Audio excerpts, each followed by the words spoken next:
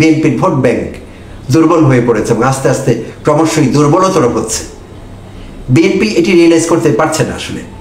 কারণও আছে, কারণ তারা নেতাকর্মী পরিবেষ্টিত, তাদের মধ্যে একটি উৎসব ভাব, তারা দলের মধ্যে প্রাণ সঞ্চার করতে পেরেছে, তারা আর্থিকভাবে একটু সচ্ছল আগের চাইতে। আওয়ামীদের ফেলে যাওয়া সমস্ত উপার্জনের সোর্স অফ ইনকামগুলো তাদের হাতে চলে এসেছে। সো তারা বেশ ফুরফুরি মেজাজে আছে। তারা বুঝতে পারছে না আসলে মুদ্রার ওপিটি তাদের জন্য কি অপেক্ষা করছে বা কি ভুলের কারণে তারা তাদের দলকে ক্রমশই দুর্বল করে ফেলছে, এবং যা ভোটের রাজনীতিতে একটি ভয়ঙ্কর ব্যাপার। তো আমার এই ভিডিও বিএনপি কর্মীরা যদি দেখেন, বিএনপি নেতৃবৃন্দের নজরে যদি আসে, তাহলে আমি আশা করব যে তারা এই বিষয়গুলোতে, আমি যে 10টি বিষয় নিয়ে কথা বলবো সেগুলোতে তারা আলোকপাত করবেন, সেগুলো নিয়ে চিন্তা করবেন, আত্মসমালোচনা করবেন, এবং তাদের মধ্যে যাতে আত্ম উপলব্ধি হয়, তাহলে তাদের দলের জন্য ভালো, আমাদের জন্য ভালো দীর্ঘমেয়াদে। তো শুরু করছি তাদের ভুলগুলো একে একে। তাদের যে প্রধান ভুলটি, নাম্বার 1-এ যে ভুলটি নিয়ে আমি কথা বলতে চাচ্ছি, সেইটি হলো জাতীয় সরকার গঠনে অনাগ্রহ। প্রিয় দর্শক, নিশ্চয়ই আপনাদের জানা আছে বিএনপি শুরু থেকেই এই দেশে আন্দোলন পরবর্তী সময়ে একটি জাতীয় সরকার নিয়ে কথা হচ্ছিল, জাতীয় সরকারের আলোচনাটি সামনে এসেছিল। বিএনপি শুরু থেকে অনাগ্রহ প্রকাশ করেছে, জাতীয় সরকার নিয়ে তাদের তেমন কোনো আগ্রহ লক্ষ্য করা যায়নি, বরং তারা এই কনসেপ্টের বিরোধিতা করেছে। আর এই কারণটি এই জন্য হতে পারে যে তারা ভেবেছিল তারা দেশের বৃহত্তম দল, তারা এমনি ক্ষমতায় চলে যাবে, কারোর সঙ্গে সরকারের পার্টনারশিপে যাওয়া তাদের জন্য শোভনীয় নয় কিংবা মানহানিকর, এরকম একটি বিবেচনা কাজ করতে পারে, যেই জন্য জাতীয় সরকারের আইডিয়াটি তারা কখনোই এগিয়ে নিতে চায়নি দল হিসেবে।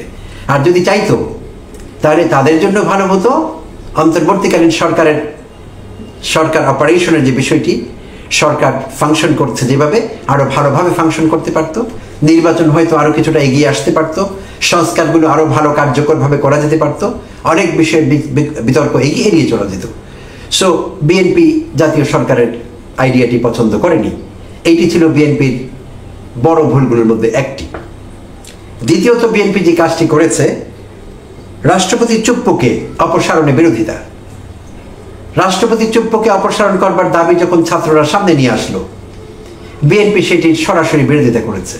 বিএনপি বলবার চেষ্টা করেছে সাংবিধানিক শূন্যতার সৃষ্টি হবে। এটি একটি কেতাবি কথা প্রিয় দর্শক। যেভাবে বিপ্লব হয়েছে, যেভাবে আন্দোলন হয়েছে, যেখানে গণ অভ্যুত্থান হয়েছে, কোনো সংবিধান মেনে এটি হয়নি। সংবিধান মানলে তো আমাদের 2029 পর্যন্ত অপেক্ষাই করতে হতো। হাসিনা কখন ক্ষমতা ছাড়লে আমরা আন্দোলন করব, তখন আমরা নতুন সরকার গঠন করব। আমরা তো সেখানেই পায়ে ধরেছি সংবিধানকে। হাসিনা তো অন্তত অফিসিয়ালি সংবিধান স্বীকৃত প্রধানমন্ত্রী ছিলেন। ভোট রাতে হয়েছে, দুপুরবেলা হয়েছে, ডামি ভোট হয়েছে, চুরি হয়েছে, ইলেকশন ইঞ্জিনিয়ারিং হয়েছে, সেগুলো সব ঠিক আছে, কিন্তু অফিসিয়ালি হাসিনা তো প্রধানমন্ত্রী ছিলেন। তো আমরা সেটা মেনেছি, আন্দোলনকারীরা সেটা মেনেছে, মানিনি আমরা সেটি। সংবিধানকে পায়ে দোলে আমরা আন্দোলন করেছি, সংগ্রাম করেছি, আমাদের দামাল ছেলেরা বিপ্লব ছিনিয়ে এনেছে, গণ অভ্যুত্থান সফল করেছে, সেখানেই তো সংবিধানকে আমরা ছুঁড়ে ফেলে দিয়েছি। তো বিএনপি যে কথাটি বলছিল সাংবিধানিক শূন্যতা সৃষ্টি হবে, এটি একটি ফালতু কথা, এটি একটি বাজে কথা। বিএনপি হয় না বুঝে বলেছে কথাটি, অথবা একটি ধান্দাবাজি করেছে বিএনপি। এখানে সংবিধানকে সামনে রেখে তারা চুপ্পুর অপসারণের বিষয়টি সমর্থন করতে চায়নি। আচ্ছা, তো এই গেল রাষ্ট্রপতি চুপ্পুর অপসারণের বিরোধিতা। তৃতীয়ত, বিএনপি আরেকটি ভুল যেটি করেছে সেটি হলো 72-এর সংবিধান প্রতিস্থাপনে অনিচ্ছা। শুরু থেকেই আন্দোলনকারীরা, বিপ্লব ছিনিয়ে আনা আমাদের দামাল ছেলেরা, ছাত্র জনতা শুরু থেকে দাবিটি করে আসছিল যে 72-এর সংবিধান ছুঁড়ে ফেলে দিতে হবে, 72-এর সংবিধান, নতুন কোনো সংবিধান দ্বারা প্রতিস্থাপিত হতে হবে। এই আন্দোলনটি তারা বেগবান করবার চেষ্টা করেছিল শুরু থেকেই। বাট বিএনপি বরাবর এটির বিরোধিতা করেছে, সরাসরি বিরোধিতা করেছে, জোরালো বিরোধিতা করেছে। তারা কোনো অজ্ঞাত কারণে 72-এর সংবিধানকে টিকিয়ে রাখতে চেয়েছে। অথচ এই 72-এর সংবিধান 71 পরবর্তী সময়ে যতগুলো সরকার এদেশে এসেছে, যতগুলো সরকার ক্ষমতায় ছিল, প্রত্যেকটি সরকারকে কম বেশি স্বৈরাচারী হয়ে উঠতে সাহায্য করেছে এই 72-এর সংবিধান।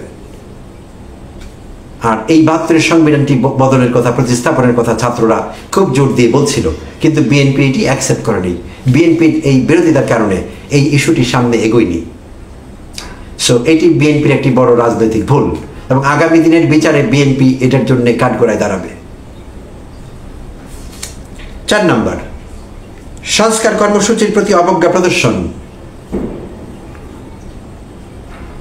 অন্তর্বর্তীকালীন সরকারের প্রধান উপদেষ্টা অধ্যাপক ডক্টর মোহাম্মদ ইউনূসের নেতৃত্বে কতগুলো সংস্কার কমিশন গঠিত হয়েছে। গুরুত্বপূর্ণ বিষয়ে সংস্কার কমিশন গঠিত হয়েছে। সরকারের পক্ষ থেকে সংস্কার কমিশনগুলো প্রস্তাবনা পেশ করেছে কি কি বিষয়ে সংস্কার করা যেতে পারে, এই বিষয়ে তারা আলোকপাত করেছে। তারা লিখিতভাবে টেক্সট তৈরি করেছে এবং সেই টেক্সট স্প্রেডশিটে সুপারিশমালা আকারে রাজনৈতিক দলগুলোর কাছে পাঠানো হয়েছে। সো বিএনপি শুরুতে বলবার চেষ্টা করছিল, তাদের ভিতরে কি ছিল জানি না, বলবার চেষ্টা করছিল সংবিধান সংস্কার ঠিক আছে, সংস্কার করতে হবে, সংস্কার দরকার আছে, তবে নির্বাচনও করতে হবে। যতটা না সংস্কারের দিকে তাদের লক্ষ্য ছিল, তার চাইতে বেশি লক্ষ্য তাদের, বেশি ফোকাস তাদের ছিল নির্বাচনের উপর, বরাবরই একেবারে। তারা সহ্য করতে পারছিল না, তাদের ধৈর্যে কুলাচ্ছিল না কবে নির্বাচনটি হবে। সো যতই অন্তর্বর্তীকালীন সরকার অধ্যাপক ইউনূস সংস্কারের কথা বলছিলেন, বিএনপি আস্তে আস্তে বাইন মাছের মতো, যেটা আমরা জানি বাইন মাছ কিভাবে পরিস্থিতি এড়াবার জন্যে, বাঁচবার জন্য কিভাবে এলোমেলো জিগজাগ এদিক ওদিক দিয়ে চলে যায়, হাত ফসকে জাল ফসকে জেলেদের। তো সেই বাইন মাছের মতো বিএনপি আচরণ করছিল। এই বলছিল সংস্কার চাই, তাড়াতাড়ি হতে হবে, নির্বাচনও চাই। একটা পর্যায়ে তারা বলা শুরু করলো সংস্কার করবেন না। তাদের নেতৃবৃন্দ মাইক্রোফোনে এই কথা বলতে শুরু করলো তাদের জনসমাবেশে, সংস্কার করবেন না, সংস্কার দরকার নেই, নির্বাচন দরকার। তারা এই কথা বলা শুরু করলো এক পর্যায়ে। অর্থাৎ তাদের ভিতরে যা ছিল সংস্কার বিরোধিতা, তারা সংস্কার কখনই ভালোভাবে নিতে চায়নি, সেই বিষয়টি কিন্তু পরিষ্কারভাবে ফুটে উঠল। তো আর এই কারণে সংস্কার প্রক্রিয়াটি কিন্তু বিলম্বিত হলো। তারাই বলবার চেষ্টা করছে 9 মাস 10 মাস হয়ে গেল, কি সংস্কার করেছেন বিএনপি? আপনারা তো এগোতেই দেননি, দল হিসেবে আপনারা তো এগোতেই দেননি সংস্কার প্রক্রিয়াকে, জায়গায় জায়গায় বাধাগ্রস্ত করেছেন, বিরোধিতা করেছেন। আপনারাই বলছেন যে কেন এগুচ্ছে না, তাড়াতাড়ি কেন হয়নি, কি করলেন, কি হয়েছে, কি ভয়ঙ্কর কথা, কত বড় স্ববিরোধিতা। এবং এটি একটি বাইপোলার ডিসঅর্ডার, মনোবৈজ্ঞানিক টার্মে যদি দেখতে চাই, মুড সুইং কিংবা বাইপোলার ডিসঅর্ডার। বিএনপি সেইটি শো করেছে, সকালে এক কথা সংস্কার বিষয়ে, বিকেলে আরেক কথা, আজকে এক কথা, পরদিন আরেক কথা। এটি মুড সুইং। দল হিসেবে বিএনপি মুড সুইংয়ে ভুগছিল, এখনো ভুগছে। 5 নাম্বার, আওয়ামী লীগ নিষিদ্ধকরণে রহস্যজনক ভূমিকা পালন। ছাত্র জনতা যখন আওয়ামী লীগকে নিষিদ্ধ করবার ব্যাপারে, মাফিয়া দলটি, এই দলটিকে নিষিদ্ধ করবার ব্যাপারে যখন কথা বলছিল, সামনে এগিয়ে আসছিল, বিষয়টিকে সামনে এগিয়ে দিচ্ছিল, তখন বিএনপি এখানে এক রহস্যময় ভূমিকা পালন করেছে। বিএনপি বরাবরই সেই একইভাবে বাইম মাছের মতো বলবার চেষ্টা করছিল যে ছাত্ররা, জনগণ বিএনপি আওয়ামী লীগকে নিষিদ্ধ করবে, আমরা কেন, জনগণ নিষিদ্ধ করবে, জনগণ বিষয়টি দেখবে। খুবই বাজেভাবে, দৃষ্টিকটুভাবে বিএনপি একটি গেম খেলছিল এখানে। সো বিএনপি এমনভাবে কথা বলছিল, তাতে করে অন্যেরা প্রশ্ন করা শুরু করেছিল, তাহলে বিএনপি কি জনগণের বাইরের শক্তি, বাংলাদেশের বাইরের কেউ, এই ভূখণ্ডের বাইরে কেউ, বাইরের কোনো এন্টিটি? খুবই বাজেভাবে, হাস্যকরভাবে বারবার তারা একই কথা বলেছে, জনগণ দেখবে বিষয়টি, হাসিনাকে নিষিদ্ধ করবার বিষয়টি। অর্থাৎ তারা এটিকে এড়িয়ে যাবার চেষ্টা করেছে। তো আমি ধারণা করছি, এবং আমরা অনেকেই ধারণা করছি, অন্যান্য রাজনৈতিক বিশ্লেষণরাও একইভাবে ভাবছেন যে বিএনপি হয়তো এইটা ভেবেছে যে ছাত্র জনতা আন্দোলন করে আওয়ামী লীগকে নিষিদ্ধ করে ফেলুক, আর আমরা সেটির ফল ভোগ করবো। ফলে এই দায় কখনোই আমাদের নিতে হবে না, কোনো মহল আমাদের দিকে আঙ্গুল তুলতে পারবে না যে বিএনপি একটি দলকে নিষিদ্ধ করেছে বা নিষিদ্ধকরণ আন্দোলনকে বেগবান করেছে, সেটির অংশীদার ছিল। সো টেকনিক্যালি বিএনপি এখানে একটি গেম খেলেছে, নিজের উপর কোনো দায় নিতে চায়নি, কোনো দায়ভার নিতে চায়নি, কোনো দায়িত্ব নিতে চায়নি। ছাত্র জনতা করেছে আওয়ামী লীগকে নিষিদ্ধ, এর পরপর তারা এটিকে অভিনন্দন জানিয়েছে, তারা বলেছে বিএনপি এটিই চেয়েছে, নির্লজ্জভাবে বিএনপি এসব কথাগুলো বলেছে, যদিও তারা বরাবরই বিরোধিতা করেছে। আওয়ামী লীগ নিষিদ্ধকরণের পক্ষে তারা কখনোই ছিল না। তাদের নেতারা সরাসরি বক্তব্য রেখেছে, তারা আওয়ামী লীগকে নিষিদ্ধ করতে চায় না। সো এইটিও ছিল বিএনপির বড় ভুলগুলোর মধ্যে একটি, আওয়ামী লীগ নিষিদ্ধকরণে বিরোধিতা করা। নাম্বার 6, সেনাপ্রধানের রাজনৈতিক বক্তব্যকে সমর্থন প্রদান। অতি সম্প্রতি সেনাপ্রধান জেনারেল ওয়াকার যখন রাজনৈতিক বক্তব্য দিলেন ক্যান্টনমেন্টে, সেনা প্রাঙ্গণে, তিনি অধ্যাপক ইউনূস সম্পর্কে কথা বললেন, অন্তর্বর্তীকালীন সরকার সম্পর্কে কথা বললেন, নির্বাচন সম্পর্কে কথা বললেন, অনেক বিষয়ে কথা বললেন। যেই কথাগুলো, যেই বক্তব্যটি সরাসরি রাজনৈতিক বক্তব্য বলে বিবেচিত হয়েছে সর্বমহলে। তো বিএনপির নেতারা সরাসরি অবস্থান নিয়েছেন জেনারেল ওয়াকারের পক্ষে, এবং তারা বলবার চেষ্টা করেছেন, আমির খসরু মাহমুদকে এই মুহূর্তে মনে পড়ছে, বলবার চেষ্টা করেছেন সেনাবাহিনী গণতন্ত্রের পক্ষে কথা বলেছে, কি ভুল করেছে। হ্যাঁ প্রিয় দর্শক, পাকিস্তানীয় সেনাবাহিনী গত 53-54 বছর ধরে বাংলাদেশ স্বাধীন হবার পর থেকে আজ পর্যন্ত পাকিস্তানের কোনো সরকার মেয়াদ পূর্ণ করতে পারেনি, সেখানে স্থিতিশীলতা ঘটেনি, সরকার ব্যবস্থা কখনোই স্থিতিশীল হয়নি। আর কারণ একটি ছিল, সেনাবাহিনী রাজনৈতিক বিষয়ে কথা বলছিল। আর শুরুতে সবাই সেটি মেনে নিচ্ছিল যে সেনাবাহিনী তো গণতন্ত্রের পক্ষে কথা বলছে, সুশাসনের পক্ষে কথা বলছে, সেনাবাহিনী এটা বললে সমস্যা কি।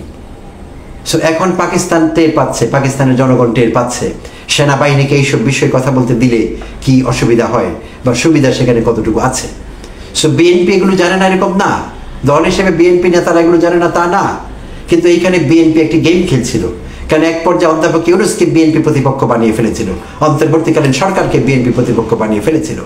তখন সেনাবাহিনীর প্রধান যখন রাজনৈতিক বক্তব্য দিয়েছেন এবং সেই বক্তব্যগুলো যেহেতু কিছুটা অন্তর্বর্তীকালীন সরকারকে চ্যালেঞ্জ করা হয়েছে বক্তব্যের মাধ্যমে, অধ্যাপক ইউনূসকে কিছুটা সাইকোলজিক্যালি দুর্বল করে এই পরিস্থিতিটি বিএনপি এনজয় করবার চেষ্টা করেছে এবং সেই প্রেক্ষিতে তারা সেনাবাহিনীর প্রধানের বক্তব্যকে সমর্থন করেছে, দলীয়ভাবে সমর্থন করেছে, দলীয় নেতারা ব্যক্তিগতভাবে সমর্থন করেছে, এই বিষয়ে সরাসরি কথা বলেছে।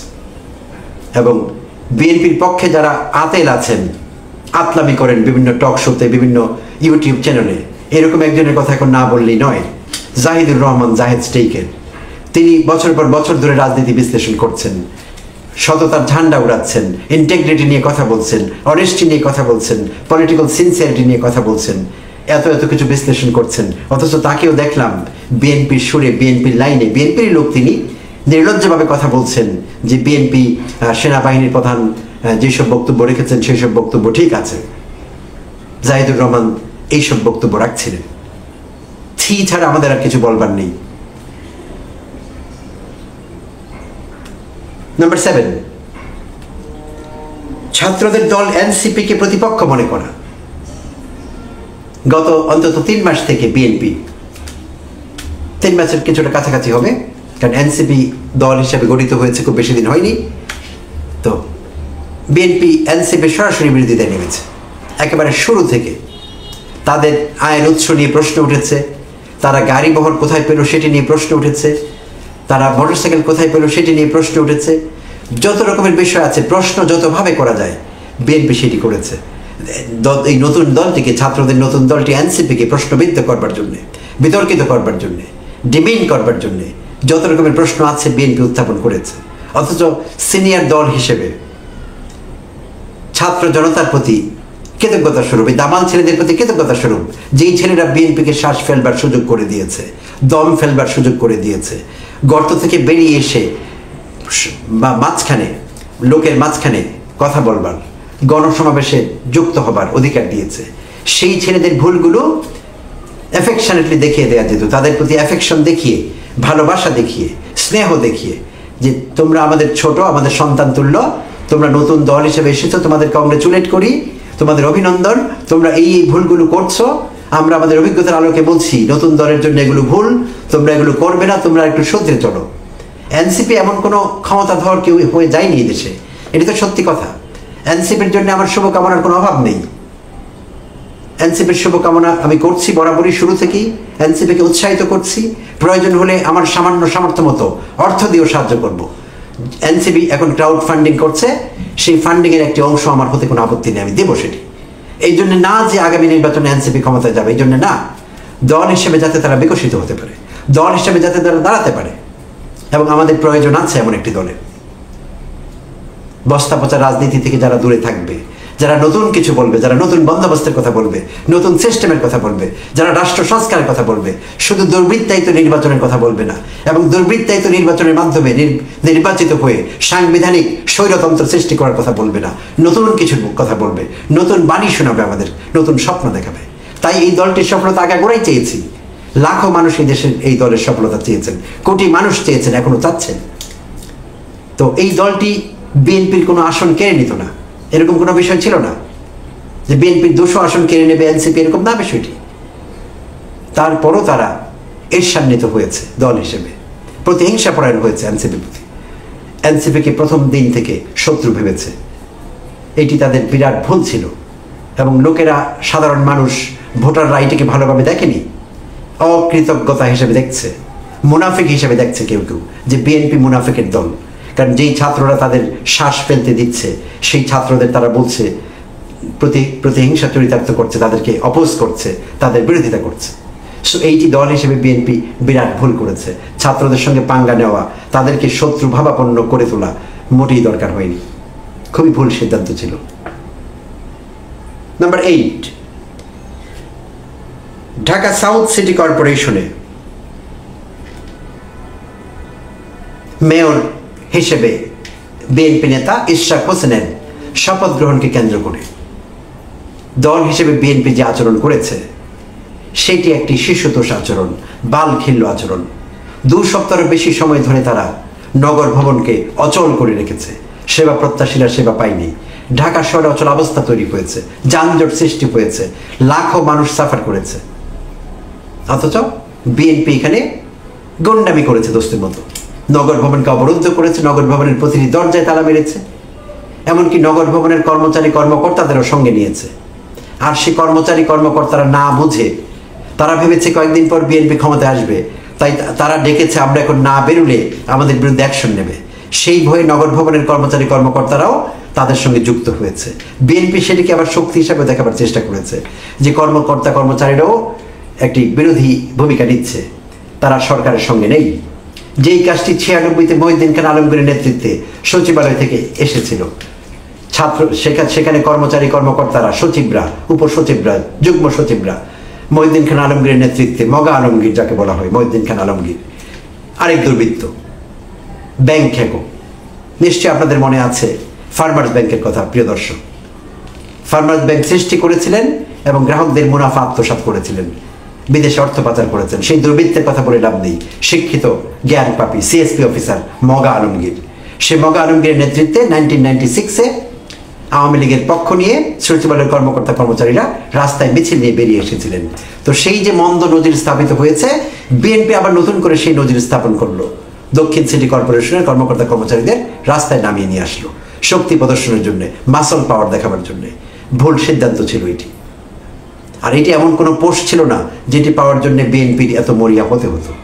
বিএনপি নিজেরাই হাজারবার বলেছে সেই নির্বাচনটি প্রশ্নবিদ্ধ ছিল, সেই নির্বাচনটি অবৈধ ছিল। বিএনপি বলেছে কথা। সে অবৈধ নির্বাচনের ইলেকশন ইঞ্জিনিয়ারিং করে বানানো কিংবা অনুষ্ঠিত হওয়া সেই নির্বাচনের মেয়র হয়ে কি সুবিধা অর্জন করত ইশরাক? বরং আওয়ামী লীগের সেই অবৈধ নির্বাচনকে বৈধতা দিত। দল হিসেবে বিএনপি হয় এটি বুঝতে ব্যর্থ হয়েছে অথবা ইচ্ছে করে বুঝতে চায়নি, আর কিছুই না।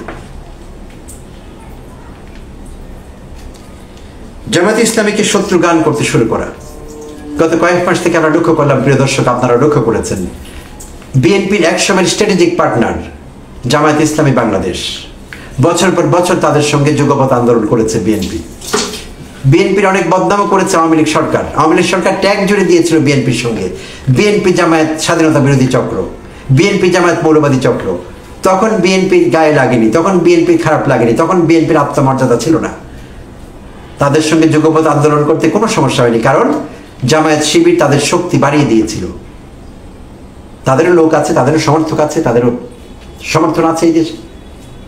তারা একসময় সংসদেও ছিলেন, মন্ত্রী ছিলেন এই দেশে, যে তাদেরও সমর্থন আছে, তাদেরও লোকজন আছে, যে তাদেরকে সঙ্গে নিতে বিএনপির একটু বাধেনি।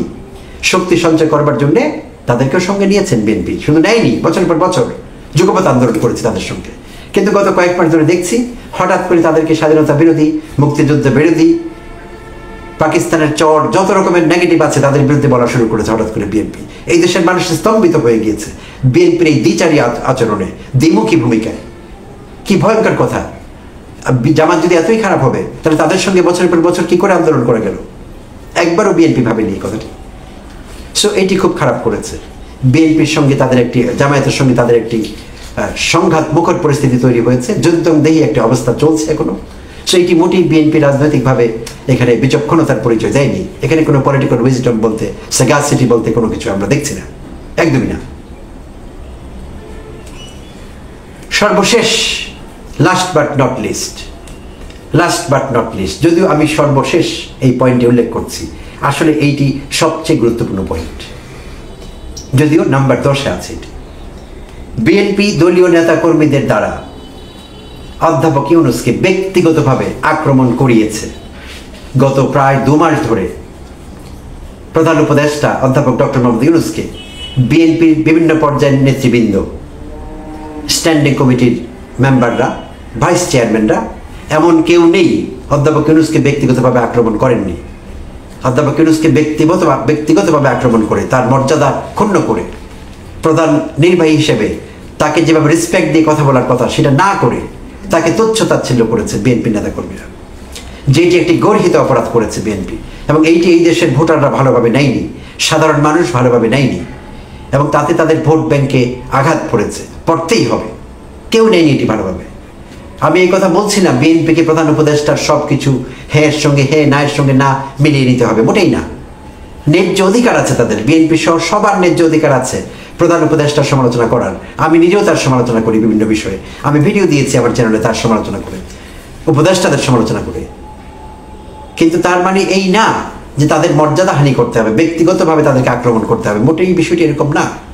সমালোচনা করা আর ব্যক্তিগত আক্রমণ মোটেই এক কথা না। বিএনপি এটি বুঝে না, এরকম না, বুঝেও চিন্তা করেছে যে ব্যক্তিগত আক্রমণ করার মাধ্যমে যদি ওনাকে ছোট করা যায়, ওনার মর্যাদা ক্ষুণ্ণ করা যায়, তাহলে অন্তর্বর্তীকালীন সরকার দুর্বল হবে, আর আমরা রাতারাতি ইলেকশন পাবো, রাতারাতি ক্ষমতায় আসতে পারবো, এবং রাতারাতি দুর্বৃত্তায়ন ঘটাতে পারবো এই দেশে। এর বাইরে আর কোনো চিন্তা থাকতে পারে না। প্রধান উপদেষ্টাকে এইভাবে ব্যক্তিগতভাবে আক্রমণ করার পেছনে, অন্তর্বর্তীকালীন সরকারকে দুর্বল করবার পেছনে আর কোনো কারণ থাকতে পারে না। আর এর মধ্যেই পর্বে এটি, এই পয়েন্টের মধ্যে আলোচনা করা যাবে। আর কারণ একটি, প্রধান উপদেষ্টা বরাবরই বলে এসেছিলেন 2025 ডিসেম্বর থেকে 2026 জুন পর্যন্ত এই সময়সীমার মধ্যে নির্বাচন হবে, আর তিনি তার কথার থেকে নড়ছিলেন না। কারণ হিসেবে তিনি বলেছেন বিভিন্ন সময়, তিনি কিছুই বলেননি বিএনপির অভিযোগ মিথ্যে, উদ্দেশ্য প্রণোদিত। তিনি বলেছিলেন যে যেই বিষয়গুলোর সংস্কার হওয়া দরকার, স্বৈরাচারী হাসিনার এবং তার দোসরদের বিচার হওয়া দরকার, এই বিষয়গুলো না করে নির্বাচন হতে পারে না এবং সুষ্ঠু নির্বাচন হবে না। তার এই পয়েন্টটি ছিল বরাবরই, তিনি তার পয়েন্টে স্টিক করছিলেন। কিন্তু বিএনপি এই কারণেই তার প্রতি প্রতিহিংসাপরায়ণ হয়ে রেগে গিয়ে তাকে ব্যক্তিগতভাবে আক্রমণ করে ছোট করছিল। সো এটি মোটেই সমর্থনযোগ্য না। আর এই 10টি পয়েন্টের প্রত্যেকটি বিএনপির ভোট ব্যাংকে নেগেটিভলি ইম্প্যাক্ট করেছে, নেতিবাচকভাবে প্রভাবিত করেছে, এবং তাদের ভোট কমেছে, বই বাড়েনি। সো বিএনপির এই কাজগুলো মোটেই ওয়াইজ ছিল না, দল হিসেবে রাজনৈতিক ভুল, এবং অবশ্যই এগুলো বড় ভুল, বলতেই হবে এই কথা। প্রিয় দর্শক, এই যে 10টি ভুল নিয়ে আলোচনা করলাম, এর মধ্যে কোন কোনটিকে আপনাদের সিরিয়াস ভুল বলে মনে হয়েছে, বা আমি যে যা যা বলেছি সেই পয়েন্টগুলো ভুল আকারে আমি ইন্ডিকেট করেছি সেগুলো ঠিক ছিল কিনা, বা এর বাইরে আপনাদের দৃষ্টিতে আর কি কি ভুল বিএনপি করে চলেছে যেটা হয়তো বা আমার নজর এড়িয়ে গেছে, কমেন্টে জানালে আমি খুশি হব এবং আপনাদের সঙ্গে আমার ইন্টারাকশনস থাকবে। ধন্যবাদ সবাইকে, ভালো থাকবে।